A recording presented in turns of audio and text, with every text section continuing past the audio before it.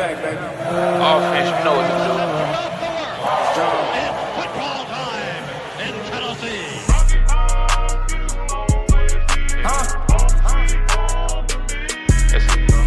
Get this Tennessee.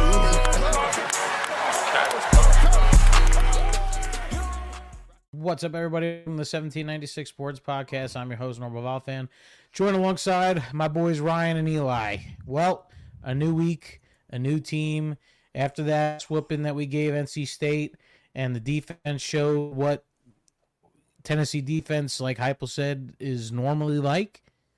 We're back. We're versing the worst team in college football, Kent State. Probably the least exciting game you probably think of talking about. But Ryan, I want to get your, what do you want to see from Tennessee this week?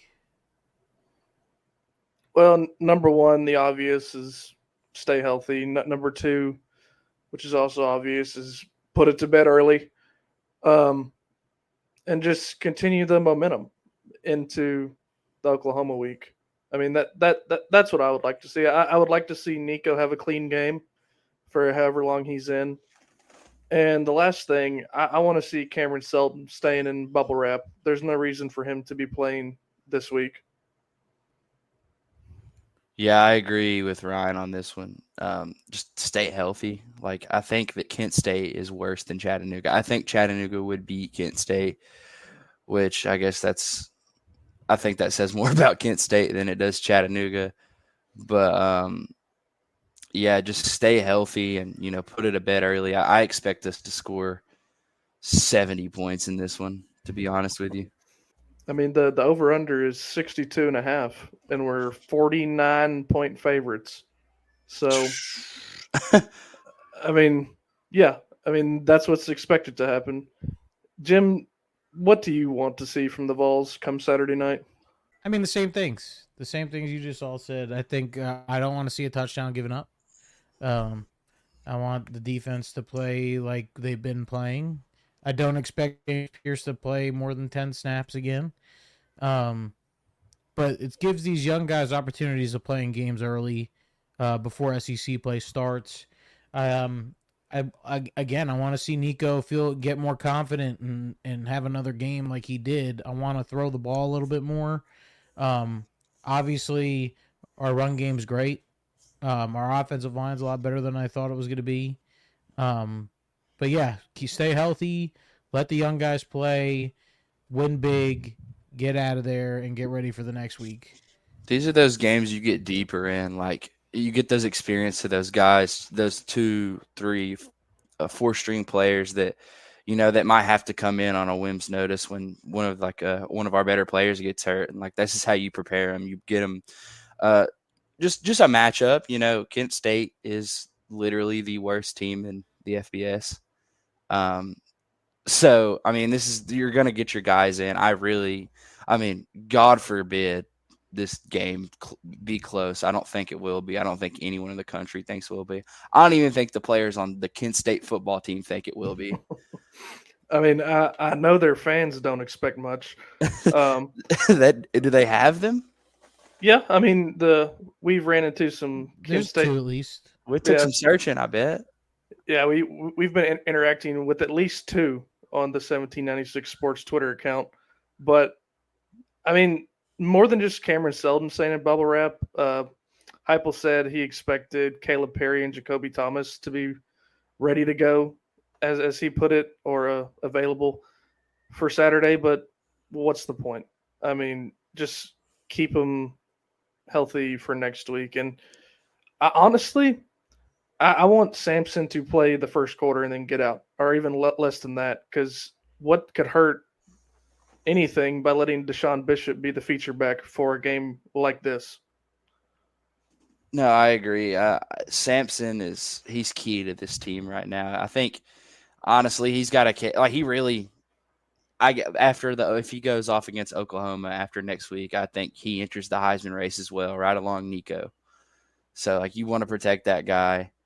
And then, just we have 3 good running backs right there that are going to need touches. Because, if Sampson keeps playing like this, he's not going to be a Vol next year, boys.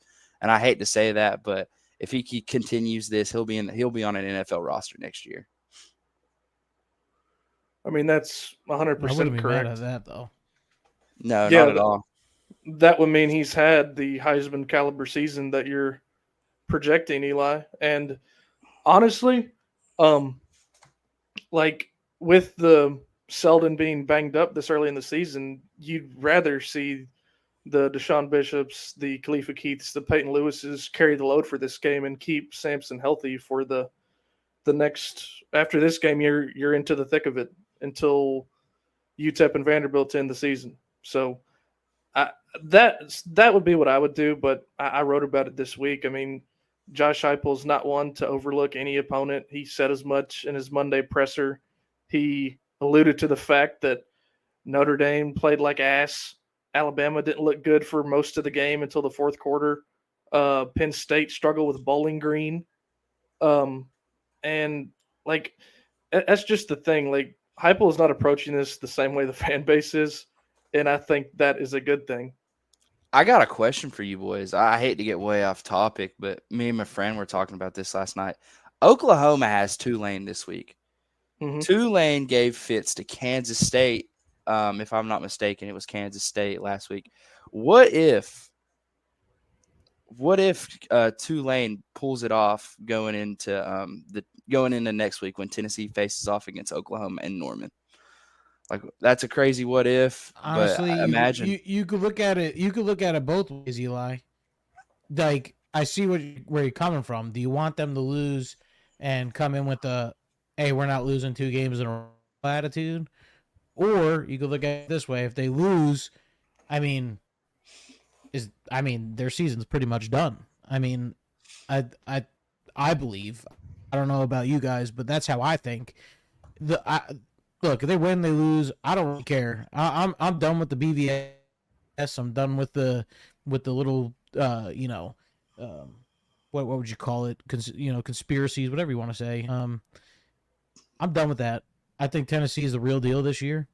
I don't care if they win, lose, or draw. I think Tennessee's coming for blood, and Heupel he's had this game circled, and the team knows it, the fans know it, the Oklahoma fans know it, and the whole world knows it. I mean, the Vols are coming for blood that weekend. So, yeah, for sure. I agree with everything you just said, Jim.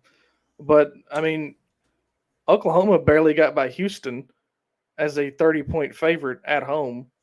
I mean, they were only up 14-12 until a late safety. I mean, I don't know what's going on in Norman, where Jackson Arnold, I guess I said it on Sunday, like, I guess the offensive line is that bad as people were afraid of in Norman. But they're only a 2-touchdown favorite against Tulane, a team that's been pretty good in that level of college football for the past few years. I mean, it wouldn't surprise me if Tulane covered. Not at all. No, that's what we were talking about. I think that taking them to cover might be the play of the week if you're betting, because Tulane did give Kansas State fits, and Kansas State is technically ranked higher than Oklahoma, and the way Oklahoma looked last week, that offensive line could get exploited by Kent State maybe. Yeah. Just moving on back to Tennessee, I remember in 2022 against Akron, the week before the Florida game, Josh Heupel introduced a speed option type play, and they ran it 3 or 4 times against Akron during that game. And then they ran something off of that against Florida. I wouldn't be surprised to see a wrinkle to put on tape for Oklahoma and then do something off of that like we saw 2 years ago. I don't know what it's going to be. Some trick play that they have to watch out for, some type of formation that they have to look out for, but I wouldn't be surprised if Heupel dips into his bag of tricks even against a Kent State team just to keep Oklahoma on their toes. The Josh Heupel offense, I compare it to like a TV show. Like, you wait all season for like this big reveal, this big twist, and it just gives. Like, I don't know. He just sets up plays so well, and it's like, and where our offenses run so fast, it's like crafted so beautifully. Sometimes, like even like simple, we slipped out. Was it Stace on that touchdown or was it Kitzelman? I can't remember. But Both it was of just them. yeah, it was just like you could see the linebackers, they were all confused. It's just like his play design along with the speediness and the like commanding of the offense, especially with a guy like Nico and his athletic ability and skills and his arm skills. You're gonna see some like it's crazy what Josh Heupel can do.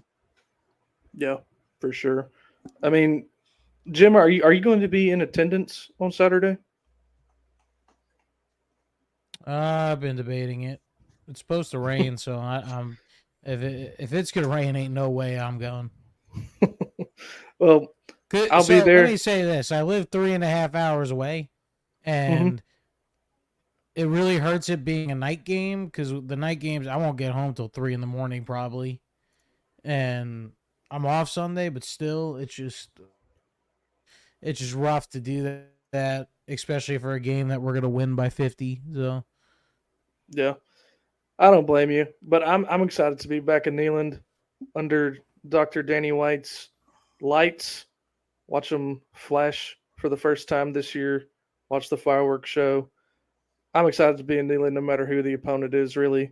But me and Eli were talking about this before we got on here tonight. Probably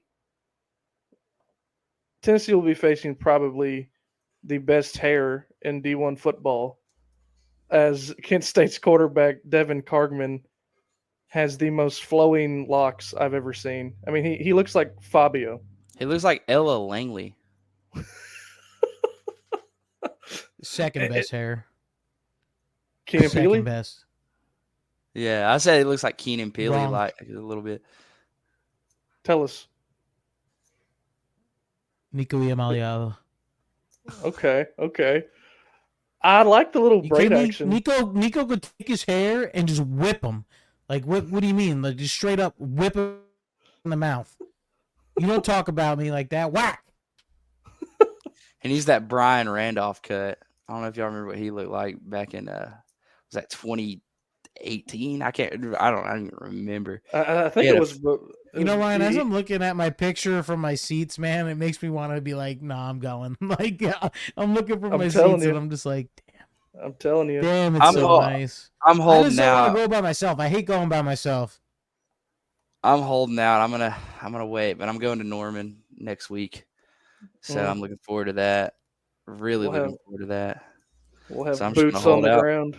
We'll have boots on the ground in Norman. You There's heard it a here lot of first. Vols fans going. There is a lot of Vols fans going.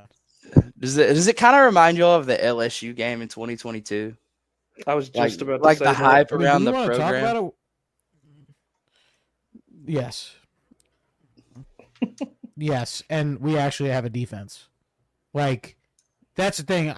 So I was at the game in Charlotte. Eli, you weren't on the podcast, but I'm literally like I wasn't surrounded by NC State fans, but there was like there was a couple here and there on the Vol side, and let me just tell you, Vols fans are gonna show out and show up. I mean, especially for the Oklahoma game. I'm not going to say they're going to be like a 50-50 fan base right here, but there's going to be plenty to make some noise.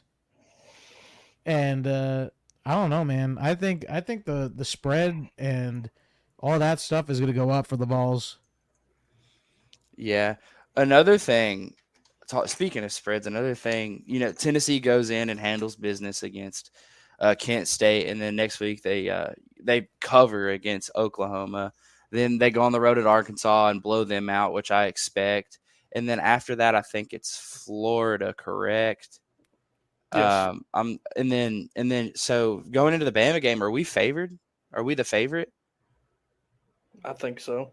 I think we are Saying too. if we're undefeated, Yeah, undefeated going into that game because Bama's a 2.5-point favorite. Like, are we the favorite going into that game if we're undefeated? I would say so. I would say at least a 3-point favorite I think I'd agree with you on that. because you get points for being the home team too.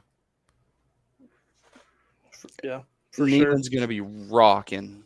I cannot wait. Oh, if we're undefeated, and even if we're I don't want to 5 get and too 1, ahead though. I don't want to get too ahead though. yeah, even if we're 5-1 though, I mean, it's going to be rocking because that's going to be a must-win game. Regardless of how you look at it, it's going to be a must-win game. Mm-hmm. And I wouldn't sleep on Arkansas. That's all I'm saying. I'm not sleeping on Arkansas. I'm honestly more worried about Arkansas than Oklahoma. Oh wow. I don't think that's a hot take. I don't think that's a hot I don't think take. that's crazy to say either, to be honest. Arkansas, I mean, I don't know. I just don't think they have the athletes that Oklahoma has. That often. Well, okay. What I mean by that though is like we're expected to lose to Oklahoma. Like everyone was like, "Oh, this is a toss-up," or "Oh, they'll probably lose to Oklahoma on the road." Arkansas, on the other hand, Tennessee is going to be the favorite to win that game, and it's just one of those trap games, man. I just don't want it to sneak up on a team that, let's say, you beat Oklahoma and you're 4-0 and you're going into Arkansas. Like, you can't just be like, "Oh, it's Arkansas. We're expected to win." It just feels like a trap game. It does feel like a trap game, especially it being on the road. I mean, I don't think it will be, though, because, I mean, you take it game by game, and Heupel does that. I don't think he's going to overlook even Kent State this week. So those trap games, they're trap games, but I think the guys and everyone knows that is an SEC game. And Arkansas, like, in all reality, if two plays away from being in the top 25 this week. They Oklahoma State, they came back and pulled it out late, but they looked good early in that game. But I know, that I don't want that like BVS speaking. I just think we're just way, way superior. And it's like this. It's like, I think NC State is a good football team. I just think that we are a top 5 football team in the country, and we play like it. Yeah. I said basically the same thing on Sunday, Eli. Like, I just think Tennessee's that good this year because I do think NC State will compete in the ACC. And the only thing that makes me very confident or not worried about the Arkansas game, the main thing is that we have a bye week in between Oklahoma and Arkansas. Yeah. And it's the same deal going into the Oklahoma game in week after this one. I mean, Kent State, for all intents and purposes, is a bye week if you take care of business early. So, I do think Arkansas is a little bit more challenging now than we thought it would be, before Saturday. But I'm still not worried about that game. Like Eli said, I think we have the better athletes. So, do y'all want to get into some other matchups around the country this Saturday? I'm down. Well, we've already talked about Tulane and Oklahoma, but the other interesting matchup, the one that I think would make the most news nationwide if it went in the underdog's favor, Memphis at Florida State. Florida State only 6.5-point favorites. I mean, if Mike Norvell loses to his former school, he's probably getting fired before he leaves the field. I think he will. I don't think he's that far. I don't know, man. I was listening to a Spaces after they lost. His buyout's got to be ridiculous, though. It probably is, but I was listening to a Twitter Spaces after they lost to Florida State. Like a few of them, I tuned into like 3 or 4, and all their fans were like pissed off. If that happens, it'll be the greatest fall off from a head coach in the history of college football. And I watched the whole Dan Mullen thing go down 3 years ago. Mm-hmm. Like they were literally were going to the playoff basically. And then they ran into and then the whole Quincy Williams shoe thing happened. And ever since they just fell off of the face of the earth. But dude, if Norvell gets fired week 3 after a year of going undefeated and losing, getting blown out in the bowl game, of course, but basically having a playoff team, like that's kind of on your resume, I guess. Like you didn't make it, but you made it because you played Georgia in a bowl game and you went undefeated. Yeah. That would be absurd. Did y'all catch any of their game against Boston College last week? I watched the whole game. I did. How in the world, as a D1 program that just went undefeated, are you renovating a stadium during the season? Did you see how much empty space was in that stadium? I mean, that's absurd. I didn't know they were renovating. I kind of just had it on while I was doing homework. But DJ Ulangalele, I can't. Is that Ulangalele? Ugalulu. I don't know how to pronounce it. But that guy is. I've never. He's worse than Joel Milton. It's like Joel Milton ramped up to 40.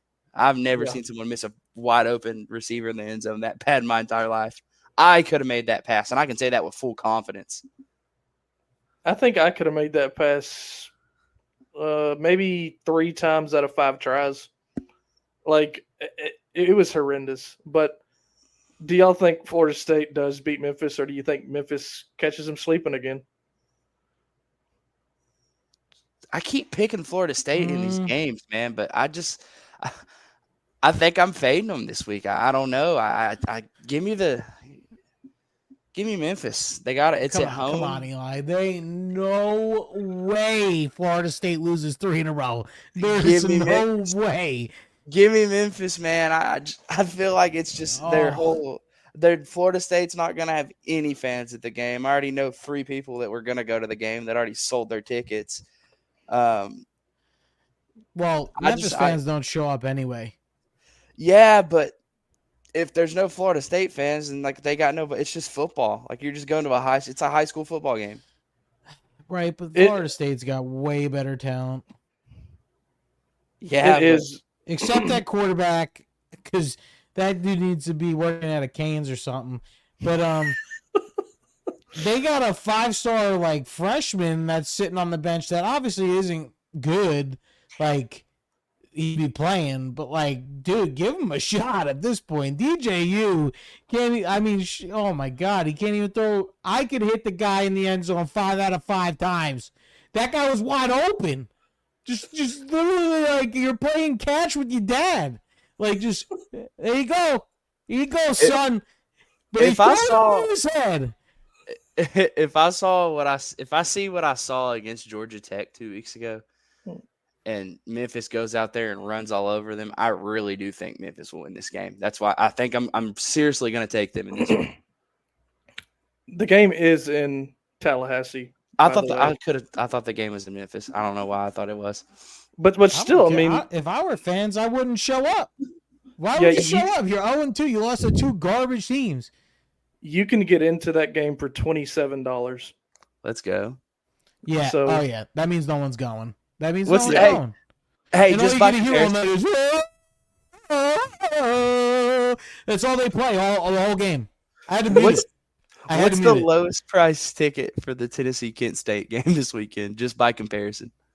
$100? It is $73. That's without fees. Okay, $100 with fees?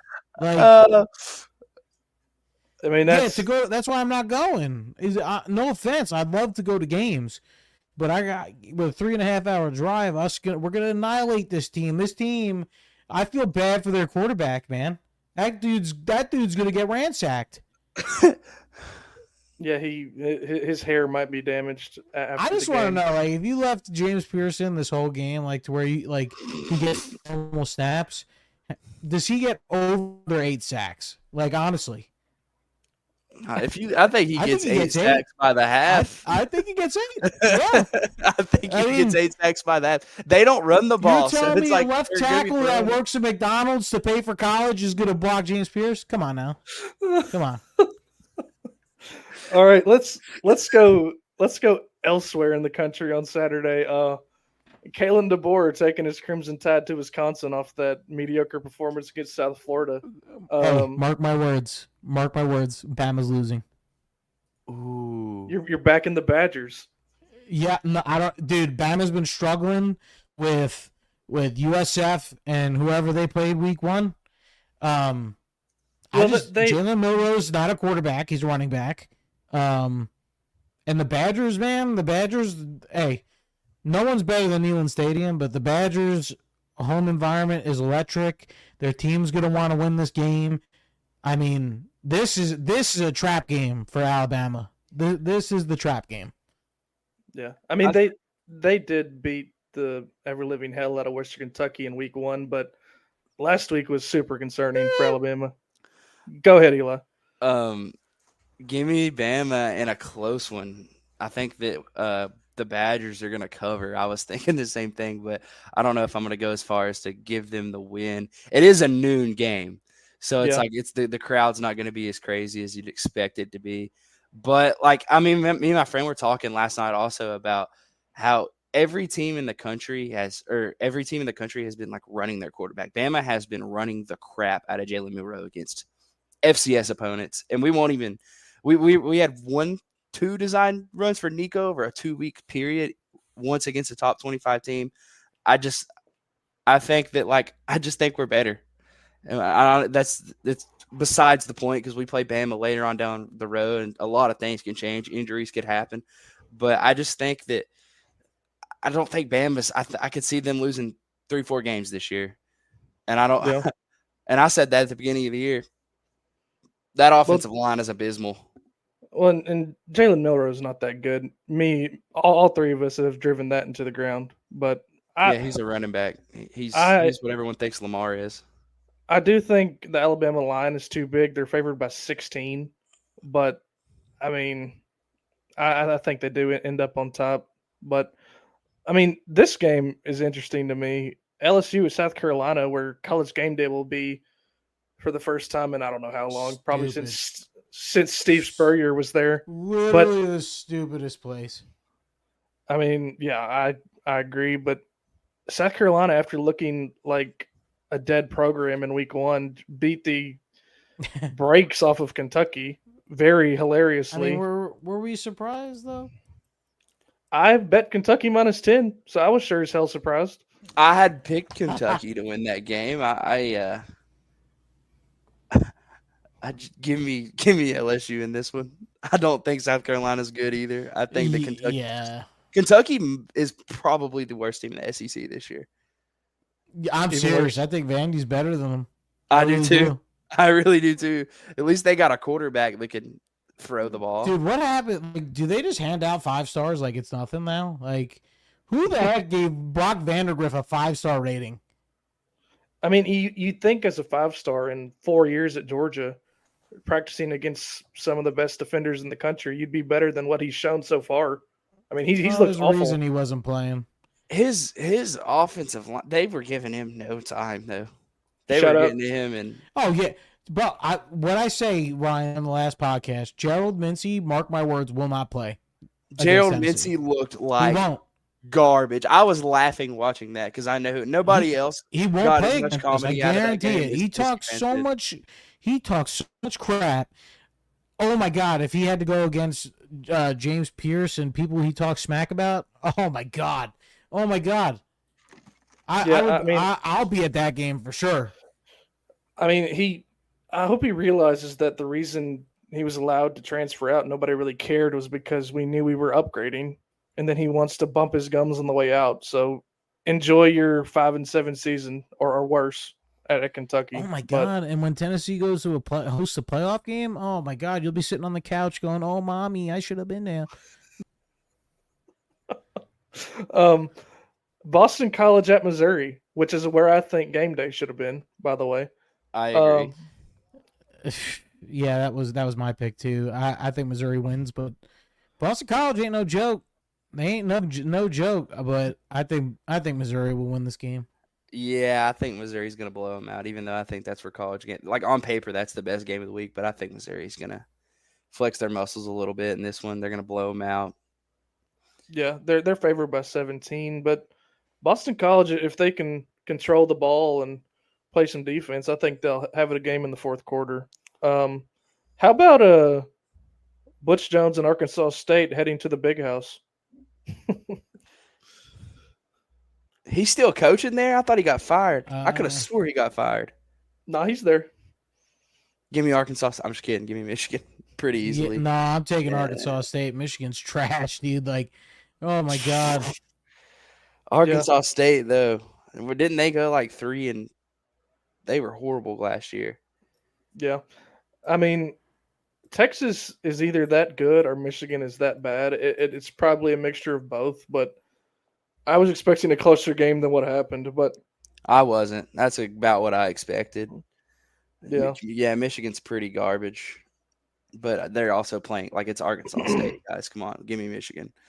yeah. What about Texas A&M at Florida? See, this is the hardest pick of the week for me. I went back because I do a little college football pick 'em with my friends. Mhm. I don't know. Like, I thought Texas A&M looked okay against Notre Dame, and then Notre Dame loses to NIU. Yeah, And then Florida DJ Lagway looked pretty good against the FCS opponent. So it's like it's only week 2, guys. I really don't know much about every team yet, but it's in Tuscaloosa, correct? Gainesville. Or yeah, Gainesville. My bad. Give me the Gators. Nah. DJ I think- Lagway, fluke. I think Friend Lagway's Sanford. good. I didn't even know Sanford had a dang football team. Sanford won the SoCon last year, didn't they? Oh, maybe, The who? but I mean, I think Texas A&M's defense is pretty good, and I don't really care that it's in the swamp. I think Texas A&M is going to win.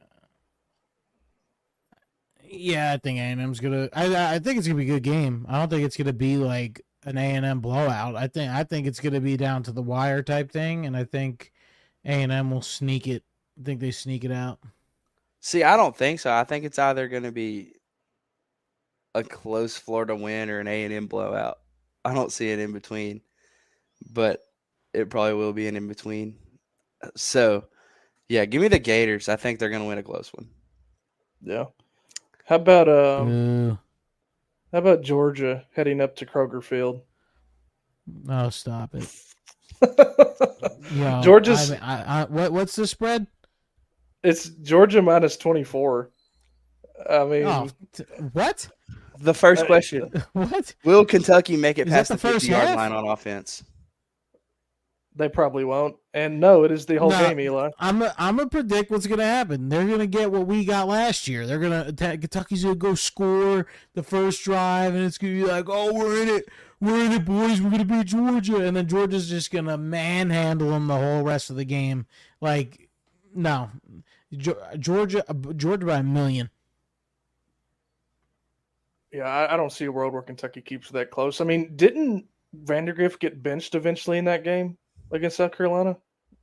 Probably he should have been benched when he I walked think they out the eventually tunnel. took him out. I don't know. I don't think if South Carolina was doing that to your offensive line, I really don't think Kentucky will they make it past the 50-yard line is my question on offense. Doubt it. They're going to cover. I think this game's going to be like a 35-0 blowout.